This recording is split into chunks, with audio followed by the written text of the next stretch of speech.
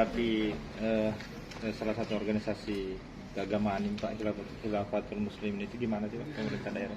Ya, hari ini kami dari pemerintah daerah bersama seluruh jajaran Forkopimda semuanya lengkap beserta Ketua DPR, Kementerian Agama, Pak Dandim, Pak Kapolres dan Pak Kajari dan organisasi Islam MUI ini sudah bersepakat bahwa untuk Khilafatul Muslimin yang ada di Kabupaten Maros saat ini yang terindikasi, ini kita secara tegas akan sampaikan ini ada pelarangan, sehingga nanti kita akan mendekati ya para pengurusnya, untuk ya kalau memang betul-betul dia jaringan dari yang ditangkap di luar, di Lampung dan di Gresik, ya kita akan bubarkan di Kabupaten Maros.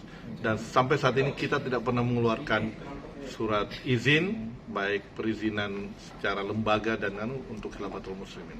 Pak, itu katanya sudah ada pondoknya, itu gimana Pak? Ya, ini pondoknya lagi akan dilihat, dikontrol, karena setelah penjelasan Pak Kemenak dan juga kami sendiri tidak pernah ada keluar surat izin untuk pendirian pondok itu. Sehingga ini kalau ada berarti itu adalah ilegal dan kita akan tindak secara hukum.